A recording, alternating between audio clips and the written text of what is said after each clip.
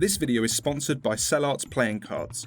Thanks to CellArt and a successful Kickstarter campaign, here we have the SCP Foundation playing cards, a full pack of regular playing cards, but all SCP themed. Each of the 4 suits have their own distinctive background style, and all of the Jacks, Queens and Kings have their own illustrations, as well as both of the Jokers naturally. The cards are all beautifully printed on high quality paper, they have their own custom reverse image and come with their own gilded packaging. So the next time you are having a games night and are in need of a pack of playing cards, ditch the old familiar ones and get these awesome ones out instead. Follow the link in the description to the official website and get your own deck of SCP playing cards now.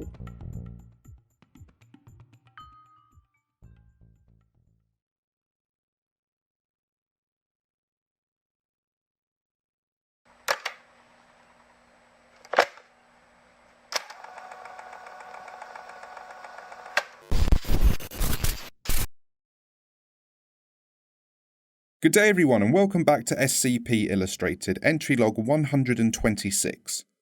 The time has come for another When Day Breaks, and today I bring you 100 Voices, another entry into the story written by myself and Dr. Sumerian.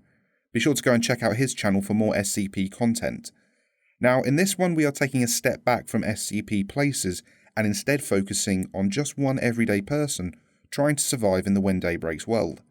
Be advised, this video contains extremely graphic violence and blood and gore. With that being said, and without further ado, let's begin.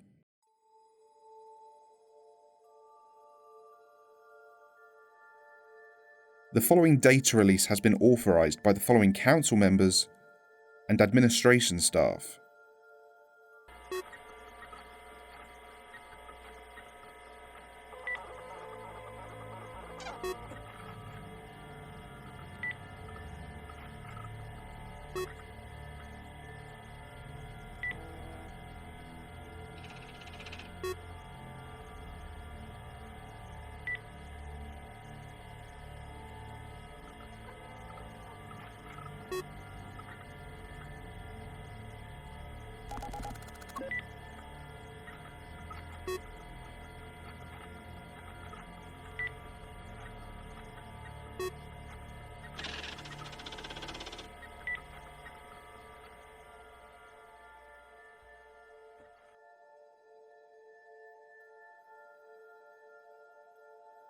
It is sometimes thought that darkness is required for the worst evils in the world to occur.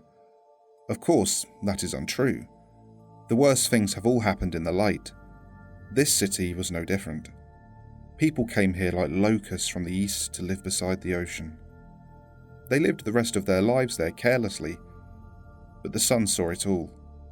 The people forgot where they came from, forgot what they'd done to get here, forgot everything but a life of sin in the California sun. Yet, underground here, buried deep, blood called out for blood. David Jacobs was a history teacher, a husband and a father 23 days ago. Today, he was a survivor. He'd been walking through the sins of Los Angeles for most of that time. Drainage pipes and sewer lines crisscrossed the city of angels, big enough in more than a few places for men and women to walk and run and hide. He could only imagine how other people living in big cities had managed to survive when the sun went weird. It was a sudden thing, the end. He'd always imagined some sort of lead-up, news anchors wishing you well and going off air for the last time. There was none of that. One moment everything was fine, and the next the streets ran quick and heavy with melted flesh. David had encountered 2 survivors since then. Both, oddly enough, had flamethrowers. It didn't take much intelligence to realise that perhaps owning one was a positive factor towards survival. The monsters above had some sort of instinctual fear of flame. In sufficient force it would scream and try to overcome it. But in isolation it shrank away, never fleeing too far, always waiting, looking for an opening, waiting for the flames to die down. He'd stolen the one in his hands now from someone who'd stumbled at the wrong time and fell into the warped hands of the monster above. David shook that memory out of his mind as he made his way down the tunnels. He'd become accustomed to the slow drip of water from the walls, to the smell, to the constant fear that a crack to the surface might expose him to the sun. Then came a sound he did not recognize at first. It was like a cat mewling in the distance, but distorted. He turned a corner and found himself in an open area. On the ground were remains, blankets and sleeping bags left ripped and upturned, embers still burning in the fire barrel, tools and sticks and weapons left strewn about the floor. Congealed blood and the unmistakable signs of a badly wounded person being dragged away. His eyes lingered on some children's magazines he had seen before. He stole his eyes away to observe a massive opening in the wall on the far side of the room. Rubble and stone lay strewn about the opening. Sunlight poured in around the edges of the hole. David instinctively took a step back around the corner. Had it gotten him? He wasn't sure, but he thought that the panic was actually probably a good sign. He didn't feel a need to go to the surface to greet the sun, so he had to imagine he was fine. The mewling noise stopped. David's eyebrow perked up. "Hello?" He offered into the darkness. Nothing answered back, but a soft shuffling started immediately. David gripped his flamethrower hard and lit the pilot light inside the flame guard. David backed further away from the corner, keeping his weapon trained. It came closer and closer, a soft shuffling. Thump, thump, thump. David knew it was right around the corner. His jaw tensed and his fingers hovered over the trigger, ready to engulf the monster in flame. Matted hair, dirty skin, and bloodshot eyes appeared slowly from around the corner. As the full form of the entity made itself known, David was shocked to see a child, a young girl, no older than 8, maybe 10. For a moment they just stared at each other. David approached the girl. Her bloodshot eyes suddenly glowed a brilliant amber as the flame reflected off of them. She retreated back against the wall. "Oh, sorry," he said, before lowering his flamethrower. "It's all right. I'm not going to hurt you," David said, putting a hesitant hand out to comfort the child. "What's your name?" The child said nothing, but fresh tears began to stream down her cheeks. "That camp. It looks like it was very recently abandoned. Is that where you're from?" The little lady sank to her knees as her eyes welled up with more tears. David swung his head around to look back over the deserted campsite once more. A man smiled as he tucked his daughter into bed with the rest of the children. The small community of 12 survivors had built something of real substance here. There were only 9 able-bodied adults if the worst came to pass. Still, there was cheer. For days now they'd been able to make small raids on the surface for supplies. Cans and bottles from the nearby grocery store were lined up along the south wall of the camp, enough for weeks of survival if necessary. At the centre of the chamber was a small campfire, as large as they could make it without making the entire chamber fill with smoke. All around the campsite were makeshift tables made of abandoned junk.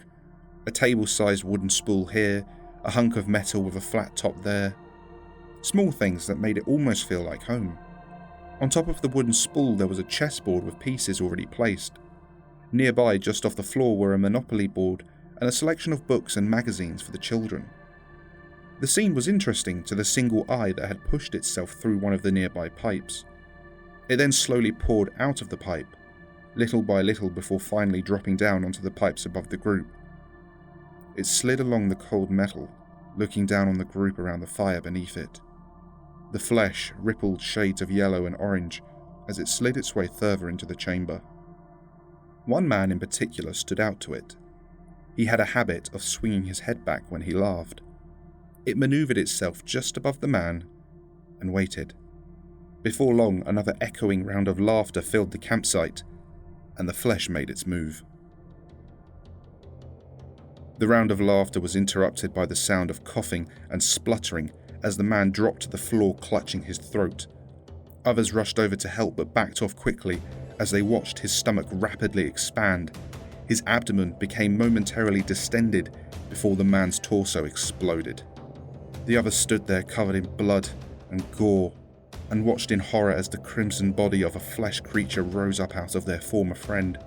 From the grating by the children's area, a single tendril snaked out and wrapped itself firmly around the leg of a woman. The whole group froze for a moment, looking down with wide eyes at the woman's leg, before she was pulled off her feet and into the darkness. She shrieked, and a loud cracking noise came from her leg. She grasped at anything that could hold her, but the only thing between her and it was a support column. Her fingernails were ripped from her hand as she clung on in vain. When she reached the grating, more tendrils wrapped around her, pulling her down into the grate. Her screams stopped as the breath was pressed out of her lungs. Then the bottom half of her body began to be pulled through the inch-sized holes into the darkness below. A groan and a creak betrayed the weakness of the metal grating, and it bent in half under the pressure. The remaining adults grabbed torches and weapons and ran towards the grating. At first they meant to save the woman, but the bottom third of her body had already been smashed into paste by the process. Her face was frozen, eyes wide, mouth hanging open. The creaking metal beneath her gave way as she disappeared from view. A new flesh monster under the grate pushed itself back out of the hole and began to skitter across the floor after the men and women. An echoing crash came from behind the group, who all turned to see the wall fall apart. Several colossal conglomerates of flesh fell out of the hole and began flooding the chamber. Cracks and holes began opening up all around them as more and more flesh tendrils began finding their way through. The nearest man to a hole was grasped immediately by a flesh tendril at each end. They both wrapped around the man and pulled. Hard. He cried out for help, but the rest of the survivors were already running. Both creatures were reluctant to relinquish their prize, and before long a soft, squelching noise was followed by the man tearing in half. Both halves of his body fell to the floor with a thud. The remains were swiftly pulled from view. Another of the men hid in a hole near the outskirts of the camp. There was no light here. He was trying to keep his breathing under control. The slow drip of an open pipe behind him was drowned out almost entirely by the screams of his former companions as they were tracked down one by one. The last scream cut off, and he closed his eyes. A soft patter of something warm started to drip on his head from above. He looked up, and the lifeless eyes of a woman stared down at him, bleeding from the mouth. Suddenly, she was snatched out of view, and he held his breath. One of the open pipes behind him, about half a foot in width, grew a pair of eyeballs and looked at the man. He felt himself begin to hyperventilate as a cacophony of voices headed his way. He felt something slick and wet tighten around his ankle. As he was violently pulled from his hiding place, he struggled and flailed, but more tendrils ensnared him. Brought back to the chamber, he saw the remains of his former friends now standing as flesh creatures. The flesh had worked holes into the tunnel ceiling, and sunbeams were now streaming in. He pleaded and cried, but gained no favour. He saw a blinding light, felt the warmth on his skin, and then felt his face slide off his head.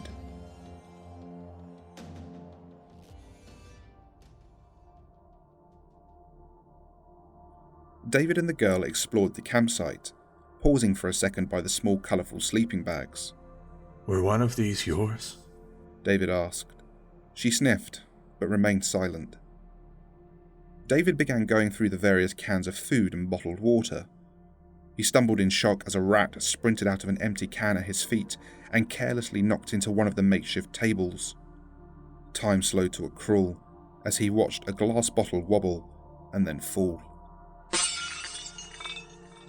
The sound of smashing glass filled the entire chamber. David felt his blood turn cold and all the hairs on his neck stand up. The girl turned to look at him as the sound of wet thumping and whispering began to fill their ears. At that moment, the campsite erupted in flesh, seeping from the walls out of the pipes, coming up from the floor. The ground shook with the force of the monsters closing in on them. He beckoned at the child, but she didn't move at all, and David made his decision. He ran, alone. His footsteps on the dirty stone floor were rapid and accompanied by the sound of the child behind him. He felt just a slight twinge of relief on top of his fear. The sound of the flesh breaking through the walls was much more distant now, and he stopped for just a moment to regain his breath. The child was upon him almost immediately. They gave each other a knowing look and continued down the tunnel. Suddenly, a thin sliver of flesh appeared in front of them, emerging from the wall on his left and stretching across the tunnel at head level. David ducked underneath it and kept running. The thin piece of flesh grew legs and began to slowly lumber after them. David turned around another corner to find a mass of flesh blocking the way. He stepped forward and slung his flamethrower into position. The flesh screeched and shrank away from the flames. The sewer water at their feet sizzled in the heat, and the way ahead was momentarily clear. Still wary, David and the child continued their flight. They were nearing David's home at this point. He had to assume it was compromised as well. The flesh was most likely making a full attack on the sewer system, flushing out anyone it could find. It was midday, so escape topside was impossible. He knew of only one place that could provide any sort of safety, and the burning pain in his lungs and sides pushed him towards it.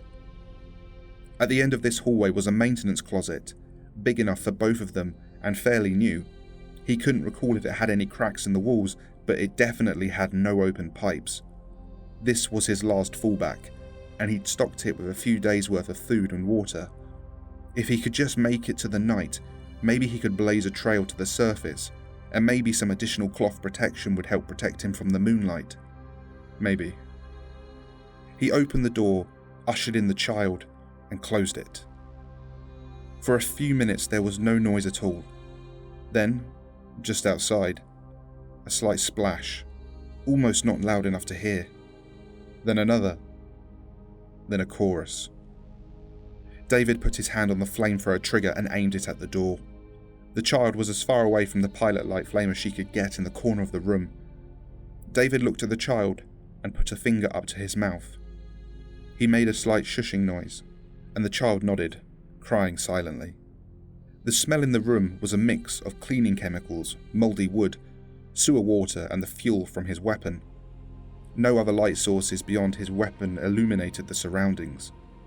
In the flickering light, liquid flesh began to seep in from the small gap beneath the door. David gave the trigger a slight tap, and a bit of flame shot towards the bottom of the door. The flesh screeched and disappeared. The light flame continued burning for a dozen or so seconds, and then slowly died. David let himself smile. He turned his head to check on the child, who was huddled up crying. Hey, we're going to be okay. She remained silent. Can you even understand what I'm saying? She turned to look up at him. 100 voices combined into one as she gurgled out, Yes, David. It took a moment for David to realise, but it was already too late. A fleshy appendage replaced the child's arm as it whipped the flamethrower from David's hand, while another hit him hard in the chest. Winded and clutching a fractured sternum, David looked up at the child that was now standing over him. From its head to its stomach, the creature split into two halves, revealing a beak filled with teeth. He tried to wheeze out some words of protest, but the flesh cut him off. David, please, don't fight this. A distinct female voice spoke. He recognized the voice. It belonged to someone he had known since he was a young man. Alicia! He choked. Yes, my love. We are all here, David. All of us. William is walking again. The sun fixed him. Oh, you should see him now. You can hardly keep him still. And Megan, she gets bigger every day. Wasn't she a little angel the last time you saw her? She was just taking her first steps. Even your old dad is up here with them. But the children miss their father. Please, it's time to come home.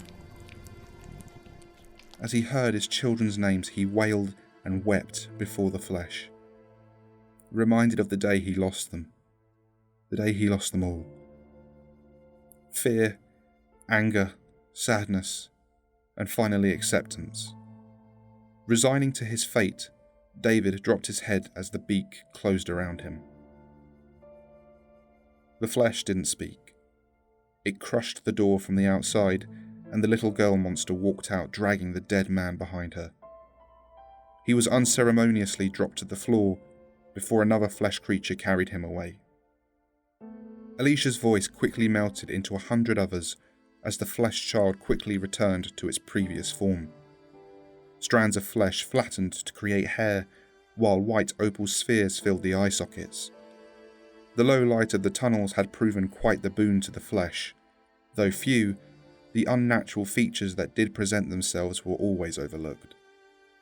It then went back into the tunnels to look for more survivors.